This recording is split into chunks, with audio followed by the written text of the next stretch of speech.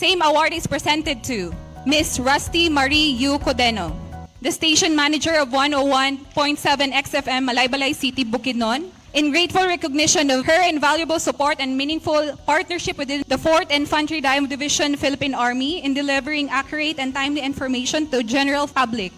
Her significant contribution has fostered a culture of first responder and promoted rapid ethical reportage during critical incidents. Moreover, her unwavering dedication has transformed 101.7 XFM radio into an essential partner in advancing a secure, informed, and resilient Bukidnon. Given this 9 February 2026, during the 4th ID 56th founding anniversary at the headquarters 4th Infantry Diamond Division, Philippine Army Camp Edelberto Evangelista, Patag, Cagayan de Oro City.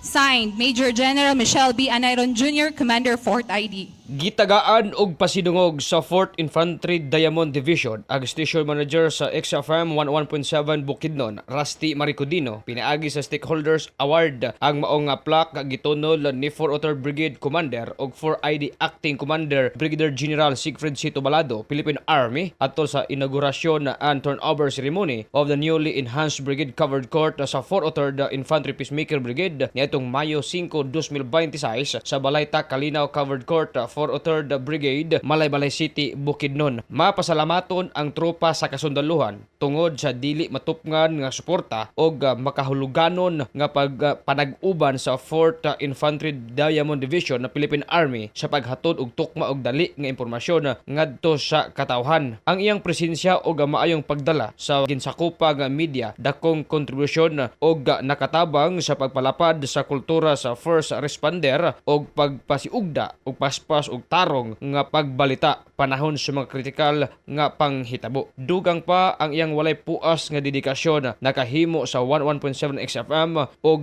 mga kaubana nga skilled media nga usa ka importante nga kauban sa pagpalambo sa luwas, kahibalo og lig-on nga Bukidnon. Ang maong pag-ila kalabot sa pasidungog nga gihatag atol sa ika-56 nga anibersaryo sa pagtukod sa 4ID didto sa headquarters sa 4th Infantry Diamond Division Philippine Army Camp Evangelista, Patag, Cagayan de Oro City. Pinaagi ni outgoing Commander Major General Michelle B. Anayron Jr., Philippine Army.